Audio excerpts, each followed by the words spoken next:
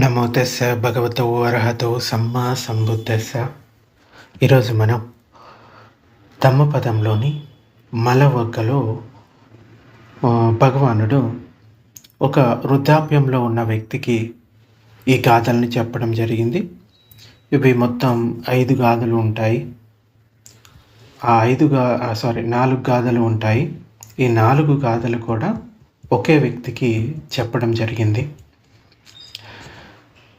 దీనికి background story వచ్చేసి మనం ఒకసారి గాథలు కూడా చెప్పుకుందాం. ఇప్పుడు రాలిపోవడానికి సిద్ధంగా ఉన్న పండుటాకులా ఉన్నావు, యమదూతలు ఎదురుగా ఉన్నారు, ప్రయాణ ముఖంలో నిలిచి ఉన్న నీ వద్ద కుశలకర్మలు అనే దారి భత్యం లేదు.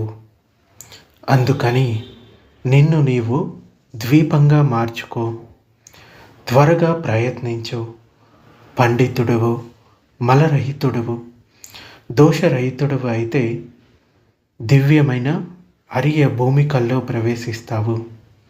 నీ ఆయువు గడిచిపోయింది, యముణ్ణి సమీపిస్తున్నావు, మధ్యలో నీ నివాసం లేదు, నీ వద్ద దారిపత్యం కూడా లేదు.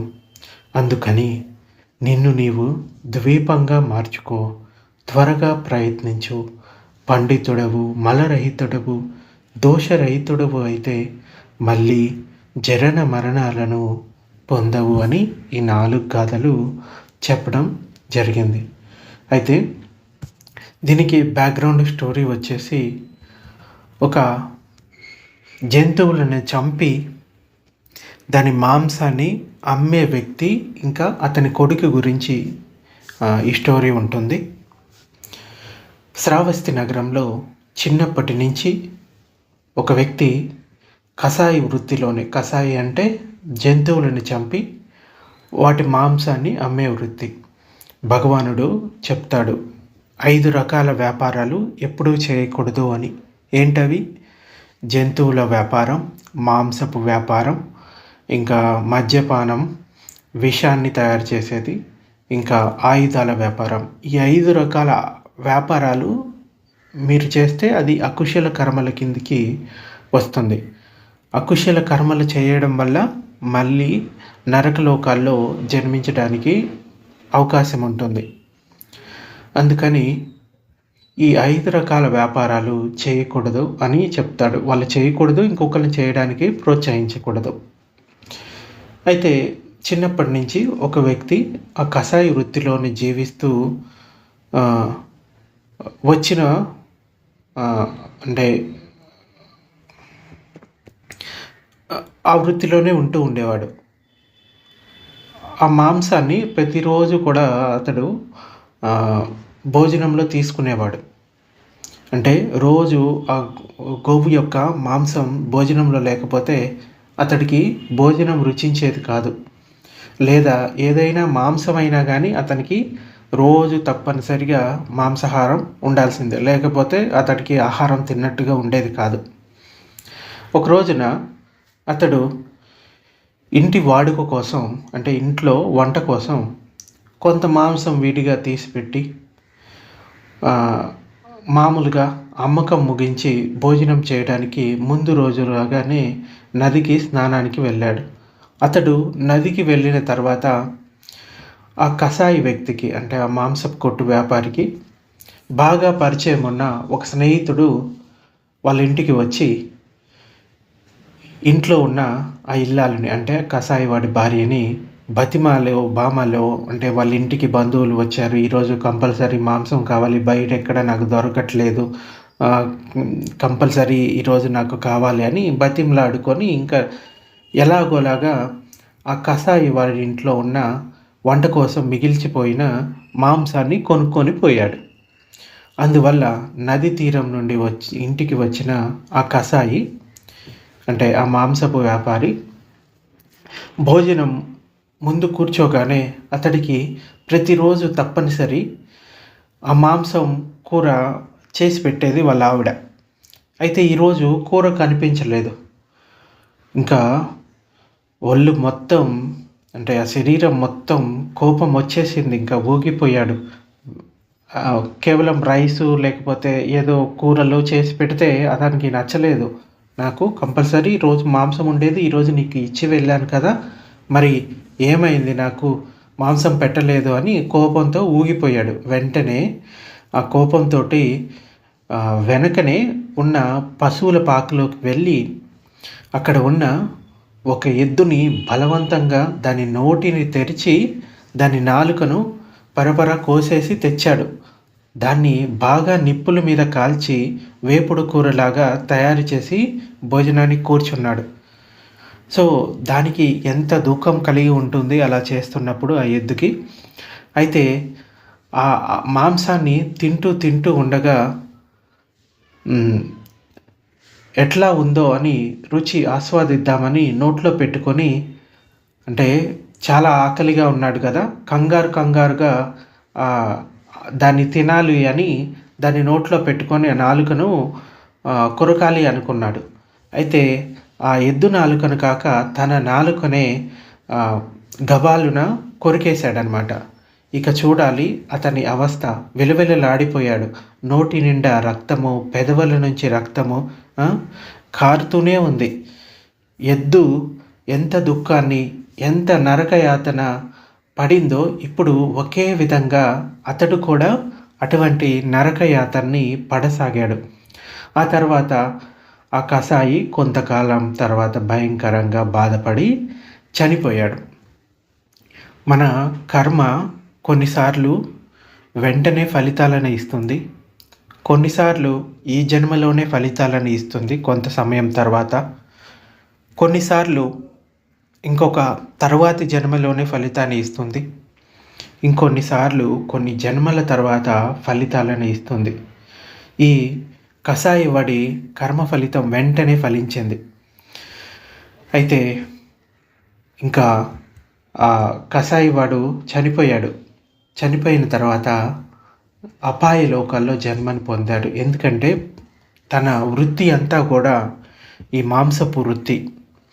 జంతువులని చంపి దానితోటి మాంసాన్ని అమ్మి దాంతో జీవనం సాగిస్తున్నాడు. కాబట్టి అకుశల కర్మల కారణంగా అతడు నరకలోకంలో జన్మను పొందాడు. భగవానుడు చెప్తాడు, నరకలోకంలో ఒకసారి జన్మను పొందితే దాని నుంచి బయటపడడం చాలా కష్టం. ఎందుకంటే అక్కడ దుఃఖం ఎక్కువగా ఉంటుంది. ఇంకా ద్వేషము, కోపము, అసూయ, ఇంకా రాగము, అన్ని అకుశల ధర్మాలను పెంచుకోవడానికి అది భూమికగా ఉంటుంది ఆ లోకం అన్నది. మళ్ళీ అకుశల కర్మలు చేస్తారు, మళ్ళీ అక్కడే జన్మను పొందుతూ ఉంటాడు. సో అందుచేత ఈ నరకలోకంలో జన్మను పొందడం అన్నది చాలా దుఃఖాన్ని తీసుకొస్తుంది అని చెప్తాడు. అందుకోసమే అట్లీస్ట్ పంచశీలాలను పాటించమని భగవానుడు స్పష్టంగా చెప్తాడు. దానివల్ల కనీసం వాళ్ళు నిబ్బానాన్ని పొందలేకపోయినా కానీ మంచి సుగతి లోకాలలో జన్మను పొందుతారు అని చెప్తాడు. అయితే ఆ భర్త చనిపోయిన తర్వాత ఆ కసాయి భార్యకు విపరీతమైన భయం పట్టుకుంది. ఎందుకంటే తన భర్త చేసిన ఈ దారుణమైన ఈ పనుల వల్ల తన పిల్లలకు శాపంగా చుట్టుకుంటుందేమోనని, అందుకని ఆమె తన కొడుకుని దూరంగా ఎక్కడికో వెళ్ళి ఎట్లాగోలాగా బ్రతకవలసిందిగా సలహా ఇస్తుంది. ఇక్కడ ఉండొద్దు, ఇక్కడ ఉంటే నీ తండ్రి చేసిన పాపాలన్నిటికీ నువ్వు ఫలితాలను అనుభవిస్తూ ఉంటావు, అందుకోసం నువ్వు ఇక్కడి నుంచి వెళ్ళిపో, దూరంగా మమ్మల్ని వదిలిపెట్టు అని చెప్తుంది కొడుకుతోటి. అయితే ఈ పాపం కొడుకుని పీడించకూడదని ఆమె ఆలోచన అన్నమాట. అప్పుడు ఆ కొడుకు చాలా దూరంగా, అంటే ఆ శ్రావస్తికి దూరంగా తర్క్షశిల అనే నగరానికి వెళ్తాడు. కొంచెం చదువుకొని ఆ పని ఈ పని నేర్చుకొని అతడు కంసాలి వృత్తిలో ప్రవేశించాడు. ఆ వృత్తిలో చాలా ప్రావీణ్యాన్ని సాధించాడనమాట. అయితే కొంతకాలానికి ఆ వృత్తిలో ఉన్న ఆ యజమాని ఈ అబ్బాయికి ఒక నగ తయారు చేయమని చెప్పి అతడు వేరే చోటికి వెళ్తాడు. 2-3 రోజుల తర్వాత తిరిగి వచ్చిన తర్వాత ఆ నగని చూసిన తర్వాత అతడు ఆ అబ్బాయి పట్ల చాలా ఆనందపడతాడు. ఎందుకంటే వీడు ఎక్కడికి వెళ్ళినా కానీ చాలా ఏమంటారు కళాత్మకమైన జీవనాన్ని జీవిస్తాడు. అందుచేత ఇటువంటి అబ్బాయిని వదులుకోవడం మంచిది కాదు అని కొంతకాలానికి ఆ యజమాని తన కూతురునే ఇచ్చి పెళ్లి చేస్తాడు. ఇంకా ఆ యజమాని కూతుర్ని పెళ్లి చేసుకుంటాడు ఆ అబ్బాయి.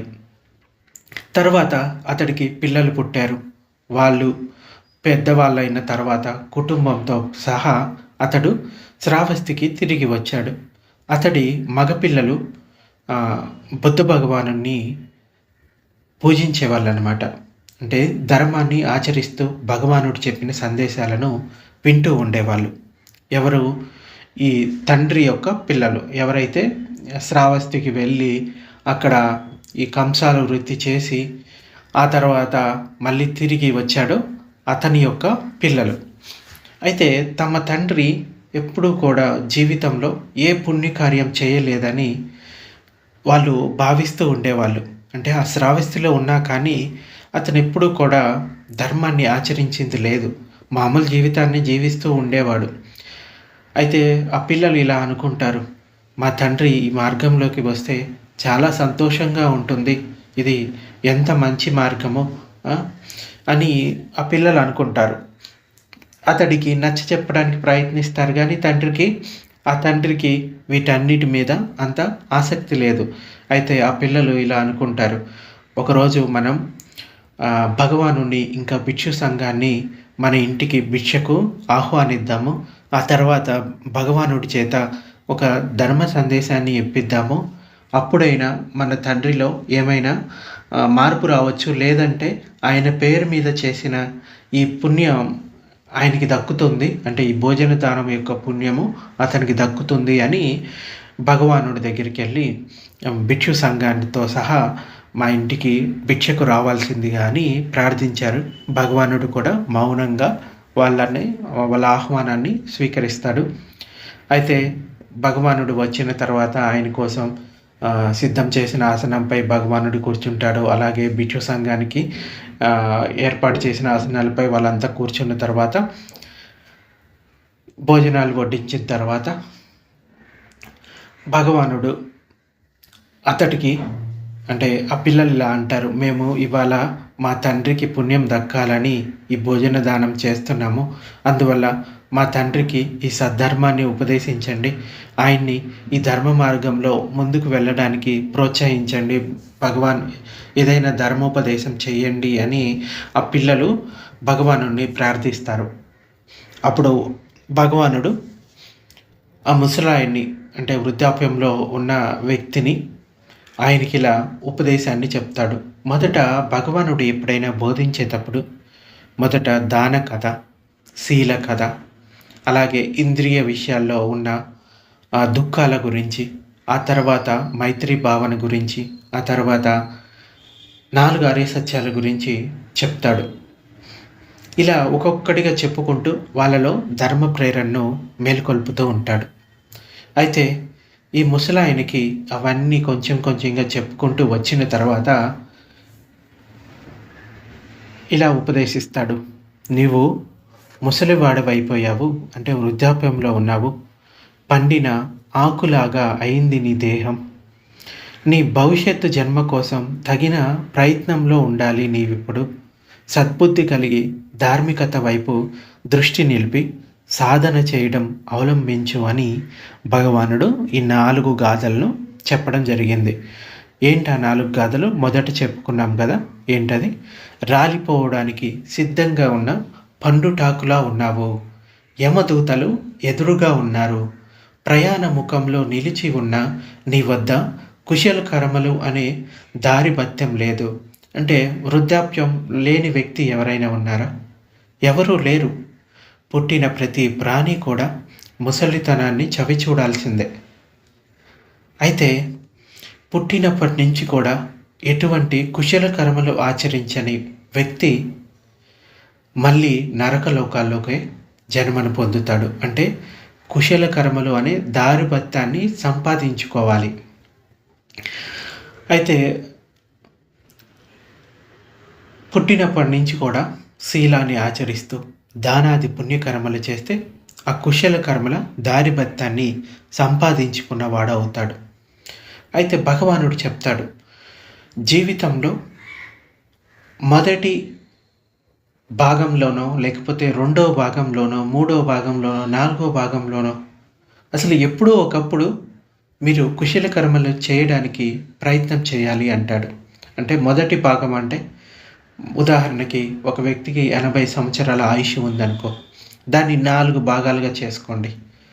మొదటి భాగంలో ఎటువంటి పుణ్యకర్మలు చేయలేదు, రెండవ భాగంలో చేయలేదు, మూడవ భాగంలో చేయలేదు, నాలుగో భాగంలో చేయలేదు అంటే అతడి దగ్గర ఈ కుశల కర్మలు అనే దారిభత్యం లేదు.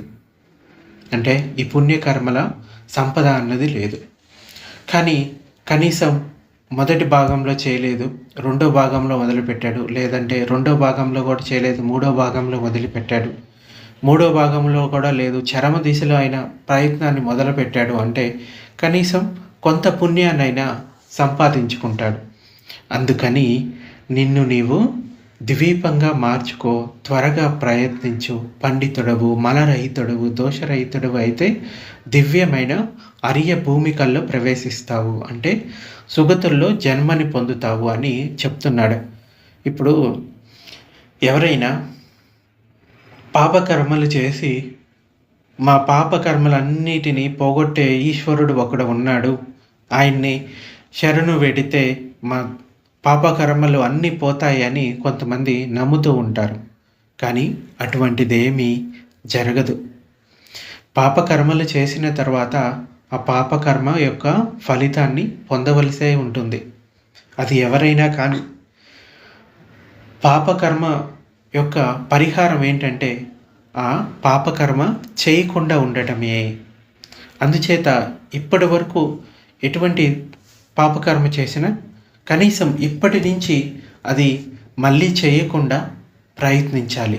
అంటే మళ్ళీ చేయకుండా ఉండడానికి ప్రయత్నించాలి. అలాగే ఎక్కువగా పుణ్యకర్మలు చేయడానికి ప్రయత్నించాలి. అప్పుడు ఆ పుణ్యకర్మల యొక్క శక్తి అన్నది పెరుగుతుంది.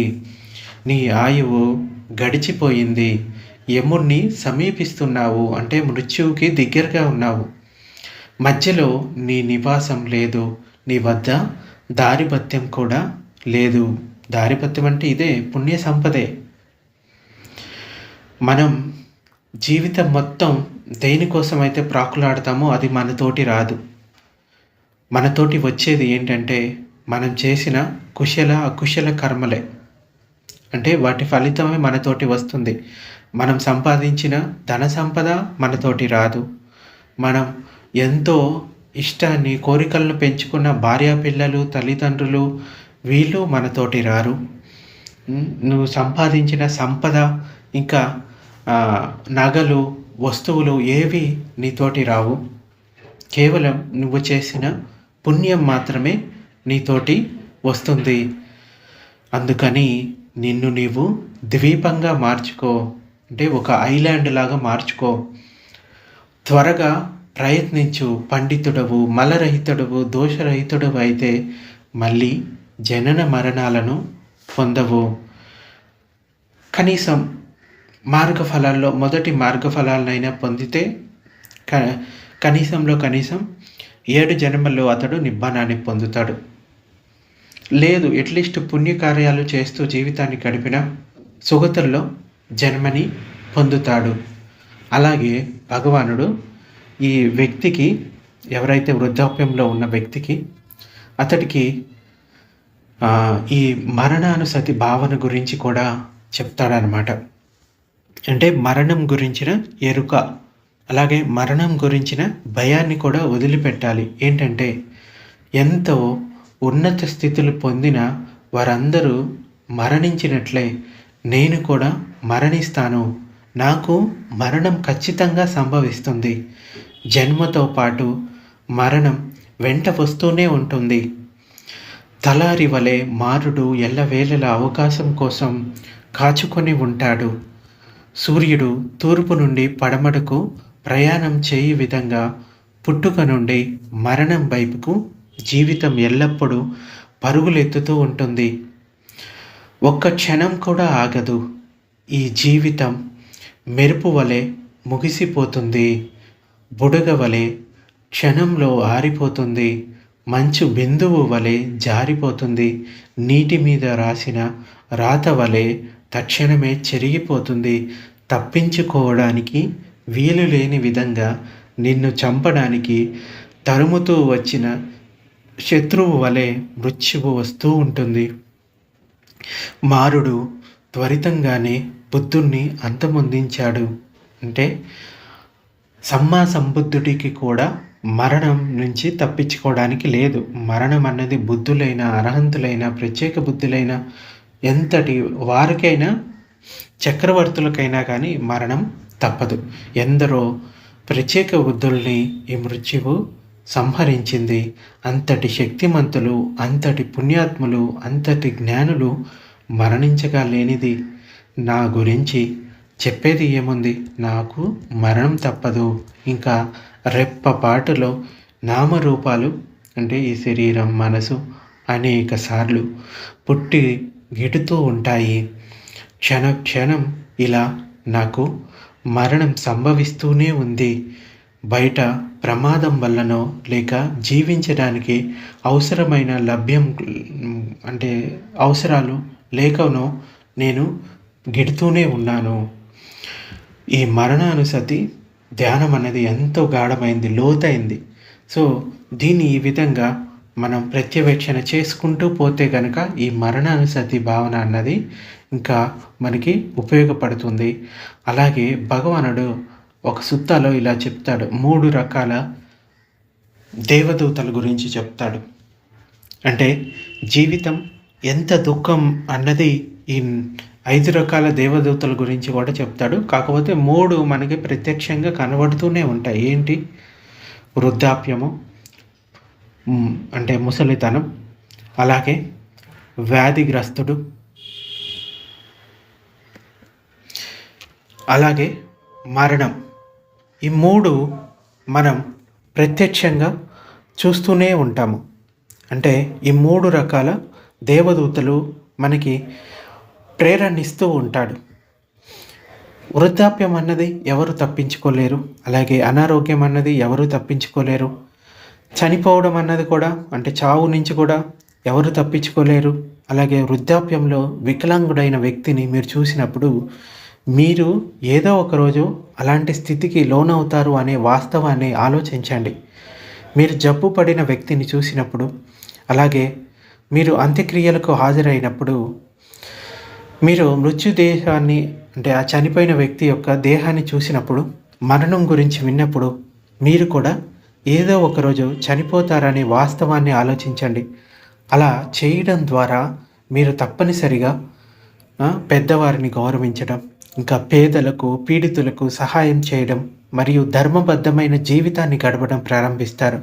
ఇంకా సంపద, పదవి, అధికార వశం, అభ్యాసం, ఇలా యవ్వనం, దాని నుండి ఉత్పన్నమయ్యే అహంకారాన్ని విడిచిపెట్టి సుఖంగా సంతోషమైన జీవితాన్ని గడపడానికి ఇది మీకు సహాయం చేస్తుంది. సో ఈ విధంగా చాలా చోట్ల భగవానుడు వీటి గురించి చెప్తాడనమాట. నేను వృద్ధాప్యం, వ్యాధి మరియు మరణానికి లోబడి ఉన్నాను. నాలాగే ప్రపంచంలో అన్ని జీవులు వృద్ధాప్యం, వ్యాధి ఇంకా మరణానికి గురవుతాయి. కొన్ని విషయాలను ప్రతిరోజు ప్రత్యవేక్షణ చేసుకోవాల్సి ఉంటుంది. ఆ విషయాల్లో ఈ కొన్ని పాయింట్స్ ఉన్నాయి. వీటిని గుర్తుపెట్టుకోవాలి ఎప్పుడూ కూడా. ఏంటది? నా జీవితం అశాశ్వతం, మరణం అన్నది ఖాయము, నేను వృద్ధాప్యం, వ్యాధి మరియు మరణానికి లోబడి ఉన్నాను. నా తల్లిదండ్రుల జీవితం కూడా అశాశ్వతమే, వారి మరణం ఖాయం, వారు కూడా వృద్ధాప్యం, వ్యాధి మరియు మరణానికి గురవుతారు. అలాగే నా గురువుల జీవితం కూడా అశాశ్వతమే, వారి మరణం కూడా ఖాయం, వారు కూడా వృద్ధాప్యం, వ్యాధి మరియు మరణానికి గురి అవుతారు. నా అన్నదమ్ముల జీవితం కూడా అశాశ్వతమే, వారి మరణం కూడా ఖాయం, వారు వృద్ధాప్యం, అనారోగ్యం, మరణానికి గురవుతారు. అలాగే నా బంధువుల జీవితం అశాశ్వతం, వారి మరణం ఖాయం, వారు కూడా వృద్ధాప్యం, ఇంకా అనారోగ్యం, మరణానికి గురవుతారు. నా ప్రియమైన వారి జీవితం అశాశ్వతం, వారి మరణం ఖాయం. వారు వృద్ధాప్యం, వ్యాధి మరియు మరణానికి గురి అవుతారు. నా పొరుగువారి జీవితం కూడా అశాశ్వతమే, వారి మరణం ఖాయం. వారు వృద్ధాప్యం, వ్యాధి మరియు మరణానికి గురవుతారు. నా పట్ల దుష్ప్రవర్తన కలిగిన వారికి, అంటే వైరాన్ని కలిగిన వారికి, వారి జీవితం కూడా అశాశ్వతమే, వారి మరణం కూడా ఖాయం.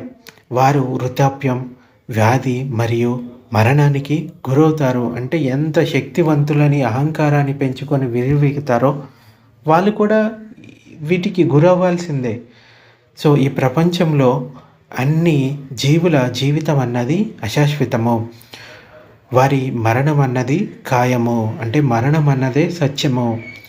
వారు వృద్ధాప్యం, వ్యాధి మరియు మరణానికి గురవుతారు. సో ఈ విధంగా ఈ ప్రత్యవేక్షణ చేసుకుంటూ పోతే మన లోపల ఉన్న అహంకార భావన అనేది తగ్గిపోతుంది. మీ శరీరం శాశ్వతం అనే భావన తగ్గిపోతుంది. అలాగే మీ మాటలు, మనసు స్వచ్ఛంగా మారుతాయి. మీరు సమాజానికి ఎటువంటి హాని కలిగించరు. మీ చర్యలు, మాటలు మరియు ఆలోచనలు అందరికీ ప్రయోజనకరంగా ఉంటాయి. సో ఈ విధంగా ఈ మరణానుసతి ధ్యానాన్ని అభ్యసించాలి. ఇది మీ లోపల మీకు ఉన్న అహంకారాన్ని తగ్గిస్తుంది, కఠినమైన వాస్తవాలను మీకు చూపిస్తుంది. మనలో చాలామందికి ఏదో ఒక సమయంలో మరణం యొక్క దృశ్యం లోతైన ఆలోచనలు మరియు లోతైన ప్రశ్నలకు దారితీసింది. ఒకప్పుడు గొప్ప కార్యాలు చేసిన సమర్థవంతమైన శరీరాలు ఇప్పుడు పనికిరాని శక్తి లేని విధంగా, చల్లగా, తెలివి లేని మరియు నిర్జీవంగా ఉంటే జీవితానికి విలువ ఏమిటి అని అనిపిస్తూ ఉంటుంది. ఒకప్పుడు ఆనందంతో మెరిసిన కళ్ళు, ఒకప్పుడు ప్రేమతో మెరిసిన కళ్ళు ఇప్పుడు శాశ్వతంగా మూసుకుపోతే, కదలిక లేకుండా జీవితాన్ని కోల్పోయినట్లయితే జీవితానికి విలువ ఏమిటి? ఇలాంటి ఆలోచనలను అణిచివేయకూడదు. ఈ విచారించే ఆలోచనలే తెలివిగా అనుసరించినట్లయితే చివరికి అత్యున్నత సత్యాన్ని స్వీకరించడానికి మానవ మనస్సులో అంతర్లీనంగా ఉన్న సామర్థ్యాలను బయటికి తీస్తుంది. సో బౌద్ధ జీవనాన్ని ఆచరించే వాళ్ళ ఆలోచన విధానం ప్రకారం మరణం ఇంకా దూరంగా ఉండాల్సిన మరియు తప్పించుకోవాల్సిన అంశం కాకుండా జీవితం యొక్క రహస్యాన్ని, అంతర్గతంగా ఉన్న విషయాలను బయటికి తీసే విషయంగా పరిగణించబడుతుంది. మరణాన్ని అర్థం చేసుకోవడం ద్వారా మనం జీవితాన్ని అర్థం చేసుకుంటాము. ఎందుకంటే మరణం అనేది పెద్ద కోణంలో జీవిత ప్రక్రియలో ఒక భాగం. మరొక కోణంలో జీవితం మరియు మరణం ఒకే ప్రక్రియ యొక్క రెండు చివర్లు, మరియు మీరు ఈ ప్రక్రియ యొక్క ఒక చివరను అర్థం చేసుకుంటే మీరు మరొక ముగింపును కూడా అర్థం చేసుకుంటారు. అందుకే మరణం యొక్క ఉద్దేశాన్ని అర్థం చేసుకోవడం ద్వారా మనం జీవితం యొక్క ఉద్దేశాన్ని కూడా అర్థం చేసుకుంటాము. మృత్యువు గురించిన చింతన అది ఎప్పుడు మన పైకి వస్తుందనే తీవ్రమైన ఆలోచన కష్టతరమైన హృదయాలను మృదువుగా చేస్తుంది. ప్రేమ మరియు కరుణ యొక్క తాడులతో ఒకరినొకరు బంధించి వేస్తుంది. ప్రజల మధ్య ఉన్న కుల, మత మరియు జాతి అడ్డంకులను నాశనం చేస్తుంది. ఈ భూమి వీరంతా మరణం యొక్క సాధారణ విధికి లోబడి ఉన్నారు. మరణం ఒక గొప్ప స్థాయి. జన్మ గర్వం, ఇంకా అధికార గర్వం, ధన గర్వం, అధికార అహంకారం అనివార్యమైన మరణం గురించిన అన్నిటినీ తినే ఆలోచనకు దారితీస్తుంది. సో ఈ విధంగా మన లోపల ఉన్న ఈ శాశ్వత భావన అన్నది ఆ వ్యామోహాన్ని దూరం చేస్తుంది. అందుచేత ఇక్కడ శాశ్వతంగా ఉండేవాళ్ళు ఎవరూ లేదు అనేది గమనించాలి. సో అందుచేత ఏదో ఒకరోజు అందరం కూడా ఈ మరణాన్ని పొందుతాము. అయితే ఈ కసాయి తండ్రి ఎవరైతే ఉన్నాడో అతడి జీవితం మొత్తం కూడా అటువంటి అకుశల కర్మలు చేసుకుంటూనే వచ్చాడు. అతడు అనుకున్నాడు, నాకు ఇప్పుడు సంతోషంగా ఉన్నాను కదా, ఈ జీవితాన్ని జీవిస్తూ అనుకున్నాడు. కానీ భవిష్యత్తు జీవితం అతనికి దుఃఖ స్థితిని తీసుకొని వచ్చింది. అందుచేత వీలైనన్ని పుణ్యకర్మలు చేయండి. మిమ్మల్ని మీరే మార్చుకోవలసి ఉంటుంది. మీకు కేవలం మార్గాన్ని చూపిస్తారు, ధర్మ మార్గాన్ని, కానీ ఆ మార్గంలో మీరే నడవవలసి ఉంటుంది. అంచేత శీలాన్ని ఆచరించండి. ధ్యానాన్ని చేస్తూ మీ మనసులో ఉన్న కల్మషాలను తొలగించుకోండి, నిబ్బానాన్ని పొందండి. మీరు ఈ శీలాలను అంటే ప్రాణహింస మీరు చేయకూడదు, ఇంకొకరిని చేయడానికి ప్రోత్సహించకూడదు. ఇక్కడ మాంసాహారం తినడం వల్ల అది పాపం కాదు. ఏదైనా మాంసాన్ని చంపి దానిని ఆహారంగా తీసుకోవడం అన్నది పాపం, అంటే ఆ చంపడం అన్నది పాపం అన్నమాట. అయితే ఈ మాంసాహారం పట్ల రుచి కూడా మన లోపల రాగాన్ని జనింపచేస్తుంది. ఆ రాగం పట్ల ఆసక్తుడయ్యి ప్రాణుల్ని చంపడానికి ప్రోత్సహిస్తుంది. అందుచేత ఏదైనా ప్రాణి దానంతట అది చనిపోతే దాన్ని ఆహారంగా తీసుకోవడం తప్పులేదు. అలాగని ప్రాణుల్ని చంపి తీసుకుంటే అది అకుశల కర్మల కిందికి మారుతుంది. మీరు చంపకూడదు, ఇంకొకరిని చంపడానికి ప్రోత్సహించకూడదు, అంటే ప్రత్యక్షంగా కానీ పరోక్షంగా కానీ. అలాగే ఈ రుచి పట్ల ఆసక్తి కూడా మిమ్మల్ని ఈ సంసార చక్రంలో దీర్ఘకాలం ఉంచుతుంది. అందుచేత ఈ ఆహార పటికుల సంజ్ఞ కూడా ఉండాలి. ఆహారం పట్ల ప్రతికూలత గురించిన ఆలోచన. అలాగే ఆహారాన్ని తీసుకుంటున్నప్పుడు ప్రత్యవేక్షణ చేసుకుంటూ తీసుకోవాలి. అప్పుడు ఆ ఆహారం పట్ల ఉన్న ఆసక్తి తొలగిపోతుంది. సో ఈ విధంగా ప్రతి విషయం క్షుణ్ణంగా ఎనలైజ్ చేసుకోవాలి. అంటే ఆ విశ్లేషణ చేసుకున్నప్పుడు ఇది చేయడం వల్ల ఏం జరుగుతుంది, ఇది చేయడం వల్ల నా లోపల వచ్చిన మార్పు ఏంటి అనేది ఎవరికి వాళ్ళు విశ్లేషణ చేసుకుంటే దాని ఫలితాలను చూడగలుగుతారు. సో ఇది ఈరోజు ప్రవచనం. ఆ వృద్ధాప్యంలో ఉన్న వ్యక్తి భగవానుడు బోధించిన ధర్మాన్ని అర్థం చేసుకొని అనతి కాలంలోనే శ్రోతాపన్న స్థితిని పొందుతాడు. సో ధర్మం ఈ విధంగా మనకి సహాయం చేస్తుంది. ఏం చేయాలి, ఏం చేయకూడదు అనేది మనకి నేర్పిస్తుంది.